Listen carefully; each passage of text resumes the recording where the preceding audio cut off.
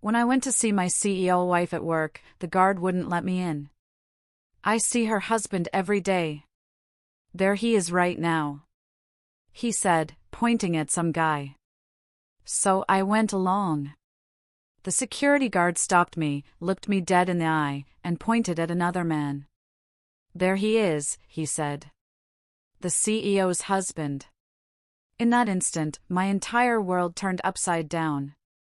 I was sitting in my car, a bouquet of red roses wilting slightly on the passenger seat. I'd taken the afternoon off, ready to surprise Olivia for our 5th anniversary, completely oblivious to the earthquake about to hit. I'd meticulously planned this, making reservations 2 weeks prior to her favorite Italian spot, and felt pretty proud of myself. Flowers in hand, I checked my reflection, a big smile plastered on my face, and headed for the gleaming glass entrance. The building itself was a statement: chrome, glass, screaming success, and money. I'd only been inside once before, months ago, when Olivia first became CEO and personally walked me through security. Today, I just assumed it would be easy. I'd tell them who I was, and they'd buzz me up to her executive floor. Boy, was I wrong. I walked up to the security desk. Officer Davis, a large guy in his 50s, sat there, eyes glued to multiple screens. He barely glanced up, sporting that universally bored security guard expression. I noticed the red, bold sign next to him: authorized personnel only beyond this point. I told him I was here to see Olivia Thompson, the CEO, and that I was her husband, hoping to surprise her for our anniversary. That's when things got really weird. Officer Davis looked at me for a long moment, then this amused grin spread across his face. He actually chuckled, like I'd just told him the funniest joke he'd heard all week. He told me he saw the CEO's husband every single day, and then pointed towards the elevator bank, adding, "There he is, coming out right now." I turned to look. This tall, handsome guy in an expensive navy suit was walking out of the elevator. Perfect dark hair, confident stride, carrying a leather briefcase that probably cost more than my car payment. He was on his phone, laughing, completely at ease, like he owned the place. Officer Davis waved, and the man waved back with a friendly smile before heading out the front door. I just stood there, absolutely frozen. My brain was trying to process what had just happened. Officer Davis turned back to me, telling me he couldn't let random people up to the executive floor, clearly thinking I was some kind of scammer or worse. My first instinct was to argue, to pull out my driver's license, to call Olivia down and make this guard eat his words. But something stopped me. Something made me want to understand what was truly going on before I revealed myself and potentially scared off whoever this mystery man was. So, I just apologized, mumbled something about getting confused about which building my friend worked in, and walked back to my car, my head spinning, the roses still clutched in my hand. I sat in the driver's seat for what felt like an eternity, probably 20 minutes, just watching the building entrance. My hands were shaking. A cold dread spread through my chest. Who was this guy Officer Davis thought was Olivia's husband? Why was he so familiar with everyone?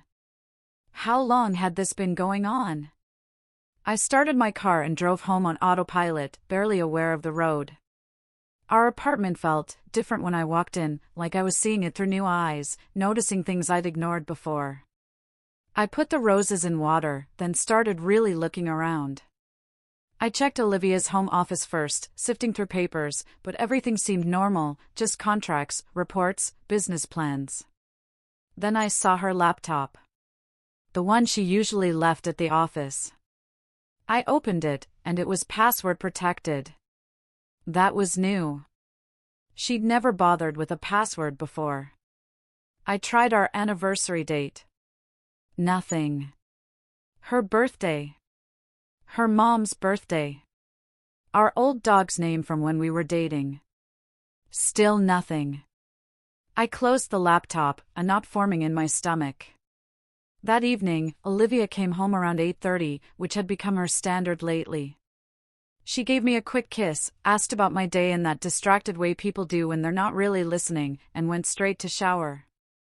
I told her, through the bathroom door, that I'd considered surprising her at work but decided against it. She said that was sweet, but I should always call ahead because her schedule was insane these days. We ate takeout Thai food. She talked about some big client presentation. She seemed totally normal, relaxed, the same Olivia I'd been married to for 5 years. But I couldn't stop seeing the man in the navy suit. Couldn't stop hearing Officer Davis say he saw him every single day. After Olivia fell asleep that night, I lay awake for hours, staring at the ceiling. Around 2 a.m., I did something I had never, ever done in our entire relationship. I grabbed her phone from the nightstand while she was sleeping and checked her messages. Most were what you'd expect, work stuff, messages from her sister, college friends. But then I found a thread with someone saved as Lucas Briefcase. The messages weren't romantic, not in the slightest. Mostly work-related, meetings, deadlines, client calls. But there were so many of them. Like they were texting constantly, all day, every day. And then I saw one from 3 days ago. Lucas wrote, "Thanks for covering for me today. You are a lifesaver." My blood ran cold. Covering for what exactly? What was Olivia helping this guy hide? I put her phone back exactly where I found it, and spent the rest of the night running through every possible scenario. The next morning, after Olivia left for work, I did something I never imagined I would do. I searched for private investigators in our area and called the one with the best reviews. His name was Andrew, and he said he could meet me that same afternoon at a coffee shop downtown. I sat across from Andrew, this middle-aged guy in a polo shirt who looked more like a high school teacher than a private detective, and explained the whole situation. I told him about the security guard, about the man in the suit, about the constant late nights, the password-protected laptop, and those weird text messages.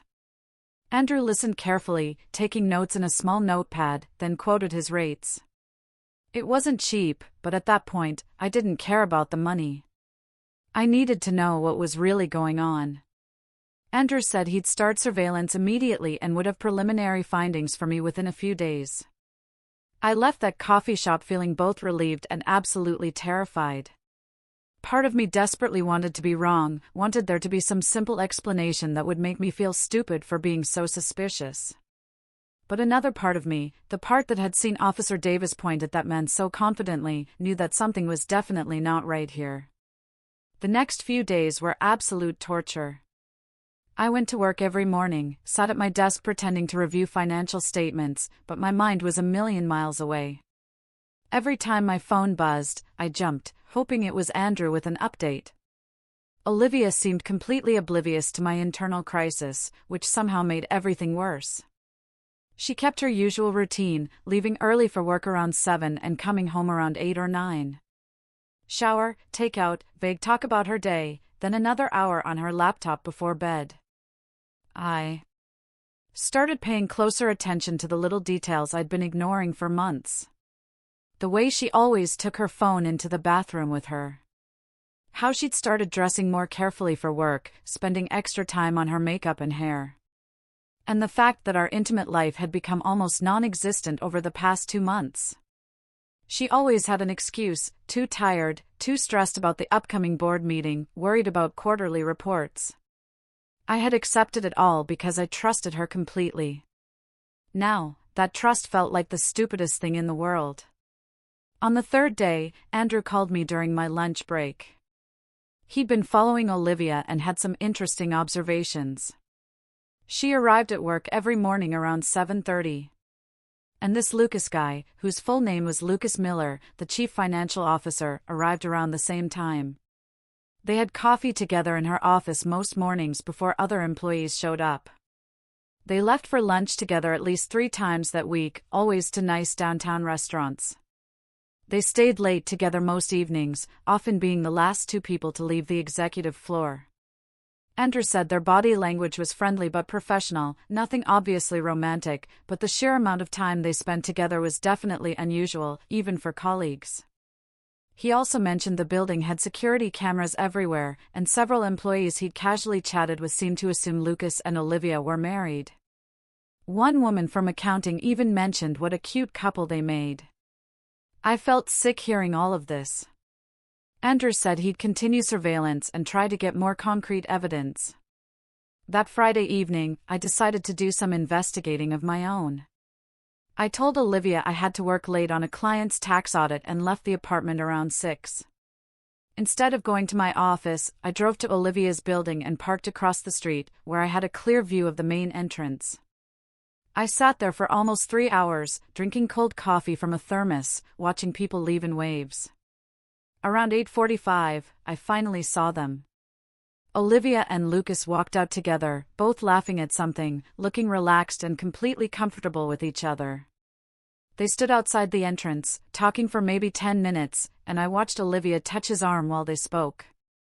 It wasn't a romantic gesture exactly, but it was familiar, intimate in a way that made my chest ache. They eventually headed to the parking garage together, and I considered following them, but I chickened out at the last minute.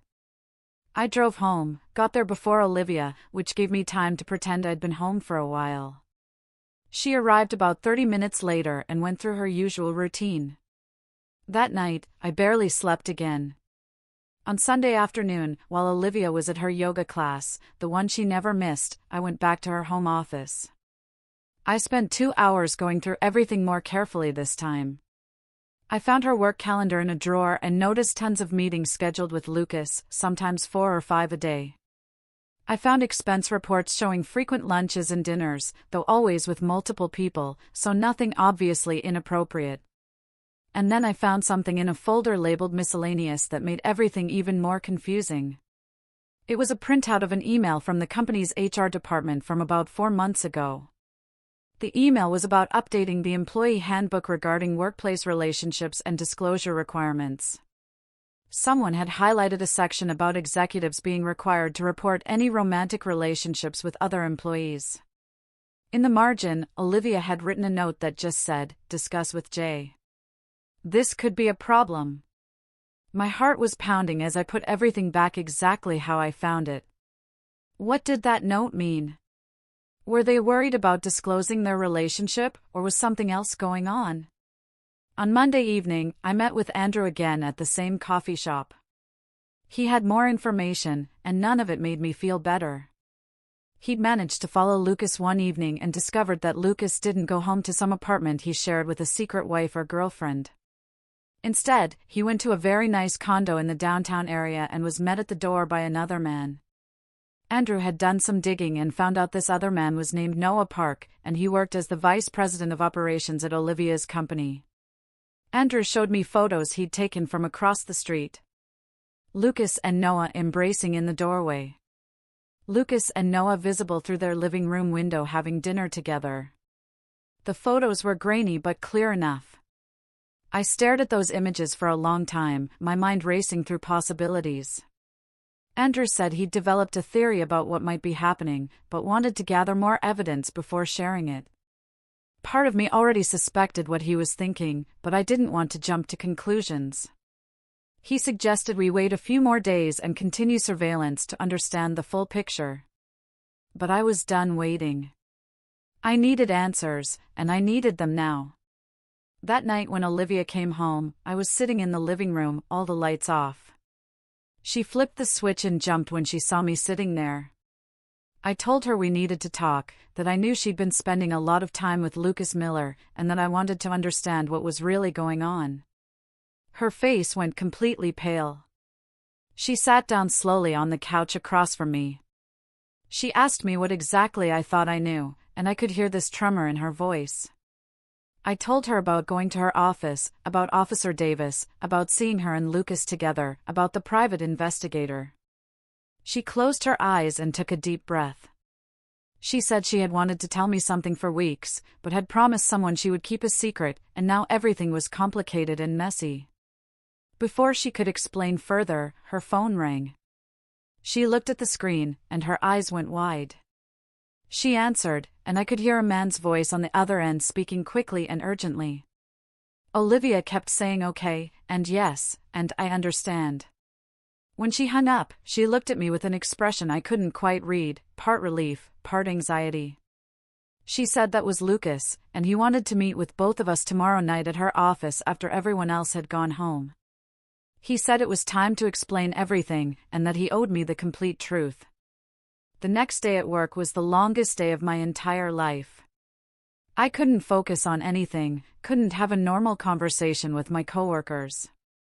I could barely sit still at my desk. I kept checking the clock every 5 minutes, watching the hours crawl by until it was finally time to leave. Olivia had texted me the address and told me to come to her office at 7 o'clock when the building would be mostly empty. I arrived at 6:50, and this time Officer Davis, the security guard, recognized me. He gave me a curious look, but Olivia had clearly called ahead because he just checked my ID and gave me a visitor badge without any comments. The elevator ride up to the executive floor felt like it took forever. My stomach was in knots, my hands were sweating, and I had no idea what I was about to walk into. When the doors opened, Olivia was standing there waiting for me. She looked exhausted, like she hadn't slept in days. She reached for my hand, but I pulled away. She flinched at that, but didn't say anything, just led me down a hallway to her corner office. Lucas was already there, sitting in one of the chairs across from Olivia's desk. He stood up when we entered and extended his hand to me. I didn't shake it. I just stood there, staring at him. This man who everyone thought was my wife's husband, waiting for someone to start explaining. Olivia closed the door. We all sat down, this awkward triangle of tension and unspoken accusations. Lucas spoke first. He thanked me for coming and said he knew how this must look, and that he owed me a complete explanation. He said that about 6 months ago, right around when Olivia got promoted to CEO, he had started working very closely with her as the CFO. During that time, people in the office had started making assumptions about their relationship because they spent so much time together. The rumors started small but grew quickly, and before they knew it, half the company seemed to believe they were married or at least romantically involved. Lucas paused and looked at Olivia, who nodded at him to continue. He said the reason they never corrected these rumors was because he was actually in a serious relationship with someone else in the company, Noah Park from operations. They had been together for almost 2 years, but had kept it completely secret because they were worried about how it might affect their careers, and because the company had pretty strict policies about executive relationships. When people started assuming Lucas was with Olivia instead, it actually provided perfect cover for his real relationship. Nobody questioned why he spent so much time at the office or why he was always around the executive floor. Olivia had figured out the truth about Lucas and Noah pretty quickly and had agreed to help them maintain their cover. She never corrected anyone's assumptions about her and Lucas being together because she wanted to protect her friends and colleagues. The three of them, Olivia, Lucas, and Noah, had essentially been running this elaborate cover story for months. Lucas said he knew it was wrong to let people believe something that wasn't true, and he knew it had put Olivia in an impossible position, especially with her own marriage. But the alternative felt worse. He explained that the company, despite being progressive in many ways, still had old-fashioned leadership on the board who had made comments in the past about keeping personal lives separate from work. He and Noah were genuinely worried about losing their jobs or facing discrimination if their relationship became public knowledge. I sat there processing all of this information, feeling like an absolute idiot for all my suspicions, surveillance, and late-night paranoia. Olivia finally spoke up. She said she had wanted to tell me the truth so many times, but she had promised Lucas and Noah she would keep their secret. She said the password on her laptop, the late nights, the constant texting, it was all related to helping them navigate the situation while also dealing with the stress of her new position. She apologized for not trusting me enough to bring me into the situation earlier. The funny thing was, I wasn't even mad anymore. Just tired, and relieved, and kind of amazed at how wrong I had been about everything. Lucas said that after my visit to the building, and after learning I had hired a private investigator, he and Noah had decided it was time to stop hiding. They were planning to go to HR the next week and officially disclose their relationship, regardless of the consequences. Olivia added that she was also going to push the board to update their policies and make the company a more inclusive place where people like Lucas and Noah didn't have to hide who they loved. We talked for another hour about everything, the misunderstandings, the secrets, and the way forward. Lucas apologized repeatedly for the position he had put Olivia in, and for inadvertently affecting my marriage. I finally shook his hand and told him I understood why he had done what he did. When Olivia and I got home that night, we stayed up until 3 a.m., really talking for the first time in months. She told me how stressed she had been trying to balance everything, how isolated she had felt keeping such a big secret from me. I told her about all the fear and suspicion that had been eating me alive for the past 2 weeks. We both cried a little, held each other, and promised to be more honest moving forward. 2 weeks later, Lucas and Noah made their relationship official at work. They called a meeting with HR, and the reaction was mostly positive. A few older board members grumbled, but Olivia stood firm and pushed through new policies protecting all employees. Officer Davis, the security guard, apparently felt terrible when he found out the whole story and apologized to both Olivia and me. Within a month, things had settled into a new normal. Lucas and Noah were open about their relationship and seemed genuinely happy. Olivia's stress levels decreased noticeably once she wasn't carrying the weight of someone else's secret. My relationship with Olivia got stronger because we had worked through something difficult together. The whole experience taught me that sometimes the truth is stranger and more complicated than any suspicion your mind can create. It taught me that people keep secrets not always because they are doing something wrong, but because they are trying to protect someone they care about. And it taught me that trust, once shaken, takes real work and honest conversation to rebuild. Olivia and I did that work and came out stronger on the other side. Looking back now, I can see how my immediate assumptions said more about my own insecurities than about anything Olivia was actually doing. We both learned important lessons about communication and trust. As for Lucas and Noah, they invited us over for dinner a few weeks later, and we've become friends. It's funny how something that started with so much suspicion ended up bringing new people into our lives and making our marriage stronger than it was before. What would you have done if you were in my shoes?